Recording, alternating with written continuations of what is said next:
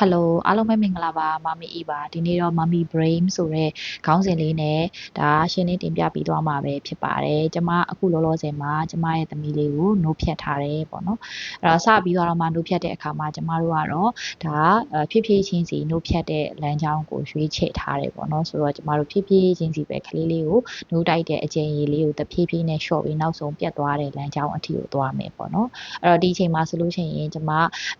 breastfeeding ပြတ်သွားတယ်ဆိုလို့ရှိရင်လည်းကျမရဲ့အတွေ့အကြုံပေါ်မှာမူတည်ပြီးတော့အောင်မြင်သွားတဲ့ပုံမှာမူတည်ပြီးတော့ကျမက sharing လုပ်ပေးသွားပါအောင်မယ်ကလေးလေးရဲ့ခံစားချက်တွေကျမရဲ့ခံစားချက်တွေအခုလောလောဆယ်တော့သူလည်းအဆင်မပြေဖြစ်နေတော့ကိုယ်လည်း overwhelm ဖြစ်နေတဲ့အခြေအနေရောက်နေတယ်ပေါ့နော်ဆိုတဲ့အချိန်မှာကျမက Mummy Brain နဲ့ပတ်သက်ပြီးတော့မှလေ့လာဖြစ်ပါတယ်အဲ့တော့ကျမလည်းပို့ပြီးတော့မှအဆင်ပြေစီတယ်ပေါ့နော်အဲ့တော့ကိုပို့ပြီးတော့မှသိမြင်လာနိုင်လေကျမတို့ရဲ့ရင်ဆိုင်ရတဲ့ကိစ္စတွေကိုပေါ့နော်အကောင်ဆုံးကြော်ဖြတ်လာနိုင်မယ်လို့ထင်တဲ့အတွက်ကြောင့်မျိုးတို့အတွက်လည်းအကျိုးတစုံတရာရှိမယ်လို့မျှော်လင့်လို့ဒီဗီဒီယိုလေးကိုလုပ်ပေးလိုက်ပါတယ်ဆိုတော့ကျမတို့ရဲ့အုံနောက်ကကိုဝင်ရှိပြီဆိုတဲ့မှာကျမတို့ရဲ့ခလေးလေးရဲ့လိုအပ်ချက်ပေါ်မှာမူတည်ပြီးတော့မှပြောင်းလဲမှုတွေအများကြီးရှိရယ်ဟော်မုန်းတွေကလည်းပြောင်းလဲမှုတွေဖြစ်ပေါ်စေသလိုကျမတို့ရဲ့ဒီဖြတ်တန်းလာတဲ့ဒီ experience လို့ပြောမှာပေါ့နော်ဖြတ်တန်းလာတဲ့ကျမတို့ဖြတ်တန်းမှုတွေနဲ့တိဆောက်လာတဲ့ဟာကနေပြီးတော့မှလည်းကျမတို့ရဲ့အုံနောက်ကိုပြောင်းလဲမှုတွေအများကြီးဖြစ်စေနိုင်ပါတယ်အဲဒီတော့မွေးဖွားလာပြီးသွားလို့ရှိရင်တော့မှတဲ့ကျမတို့ရဲ့ကလေးတွေ protect လုပ်ဖို့အတွက်ကျမတို့ရဲ့အုံနောက်ကအရန်လုပ်တဲ့အချိန်မှာကျမတို့ရဲ့အုံနောက် site တောင်မှအနည်းငယ်ကြီးထွားနေတယ်ဆိုတာကို research အနေနဲ့ဒါတွေ့မိပါတယ်ပေါ့နော်ဒါအဓိကကတော့ကလေးလေးနဲ့ကျမတို့ရဲ့ဒါဆက်သွယ်မှုအတွက်ပဲကလေးလေးရဲ့လုံခြုံမှုအတွက်ပဲကလေးလေးကိုပြုစုစောင့်ရှောက်မှုအတွက်ပဲလို့သူကတော့ရေးထားပါတယ်ကျမတို့ရဲ့သိမြင်မှုဆိုင်ရာတွေလည်းပြောင်းလဲသွားတယ်ပေါ့နော်အဲ့ဒီအချိန်မှာကျမတို့ရဲ့အုံနောက်အနေနဲ့ကျမတို့ motivation တွေကျမတို့အင်အားတွေပေါ့နော်ကလေးလေးကိုစောင့်ရှောက်ဖို့အတွက်အင်အားတွေပေးတယ်နောက်တစ်ခုကကြတော့ကျမတို့ရဲ့ကလေးလေးငိုနေရဆိုလို့ရှိရင်အဓိကကလေးလေးရဲ့လိုအပ်ချက်ကိုဘာတွေလုပ်ပေးရမလဲဆိုတော့ emotional control လည်းကျမတို့ကောင်းကောင်းနိုင်လာတယ်ပေါ့နော်သူငိုရင်ကိုငိုမယ်ဆိုတဲ့ဟာမျိုးတွေမရှိတော့ဘူးပေါ့နော်နောက်တစ်ခုကတော့ကျမတို့ဆုံးဖြတ်ချက်တွေကိုလည်းမြန်ချရတယ်ဖြစ်တဲ့အတွက်ကြောင့်မလို့ကျမတို့ရဲ့ decision making တွေလည်းပိုကောင်းလာတယ်ပြီးသွားလို့ရှိရင် empathy ပေါ့နော်ကိုချင်းစာတရားတွေလည်းဒါမေမေအချင်းချင်းမှပဲသိနိုင်တဲ့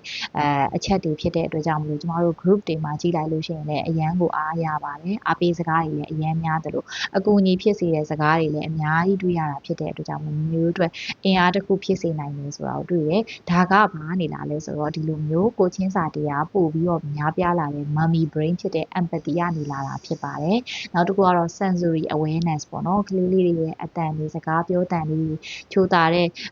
ဘာလဲဆိုတော့သူတို့ရဲ့မျက်နှာအပြုံးလေးတွေဒါမျိုးတွေကကျမတို့ရဲ့စိတ်ခံစားချက်တွေကိုကောင်းမွန်စေရဲဆိုတာကိုလည်းကျမရှာဖွေတွေ့ရှိခဲ့ပါတယ်နောက်တစ်ခုကကြတော့ကျမတို့ရဲ့အုံနောက်မှာဆိုလို့ရှိရင်ဒါ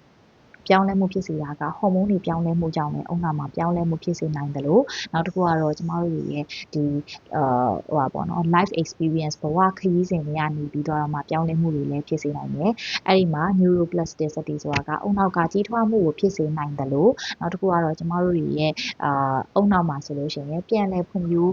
ပြန်လည်တည်ဆောက်မှုတွေလည်းဒါဖြစ်နေတယ်ဆိုတာကို scientist တွေကရှာဖွေတွေ့ရှိခဲ့ပါတယ်အဲ့တော့ primary caregiver ကမမေမဟုတ်ဘဲနဲ့ဖေဖေဖြစ်နေရဆိုလို့ရှိရင်ဖေဖေရဲ့အုံနောက်မှာဆိုလို့ရှိရင်လည်းဒီလိုမျိုး changes တွေတွေ့ရဆိုတာကိုထူးခြားစွာတွေ့ရှိခဲ့ရဆိုပြီးတော့ပြောပါတယ်နောက်တစ်ခုကတော့ဒီခလေးလေးတွေပေါ့နော်အများကြီးမွေးထားတဲ့မမီတွေဆိုလို့ရှိရင်ပို့ပြီးတော့မှငယ်ရွယ်လူပြိုရဲ့အုံနောက်ကိုပိုင်ဆိုင်တယ်ဆိုပြီးတော့ပြောထားပါတယ်အသက်ကြီးလာတဲ့အခါမှာဆိုလို့ရှိရင်သူတို့တွေကပို့ပြီးတော့မှအုံနောက်ရှုံးမှုကိုပို့ပြီးတော့မှကာကွယ်တဲ့သူတွေတောင်ဖြစ်နေတယ်ဆိုပြီးတော့မှပြောထားပါတယ်နောက်တစ်ခုကကြတော့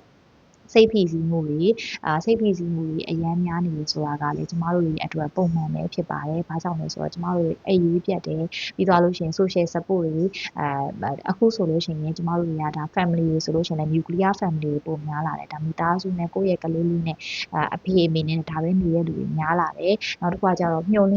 လင့်ချက်တွေပေါ့နော် social media တွေတုံးတဲ့အခါမှာဆိုလို့ရှိရင်ဖေဖေမမီမှာမျှော်လင့်ချက်တွေတအားများလာတဲ့အခါမှာကျမတို့တွေ anxiety တွေ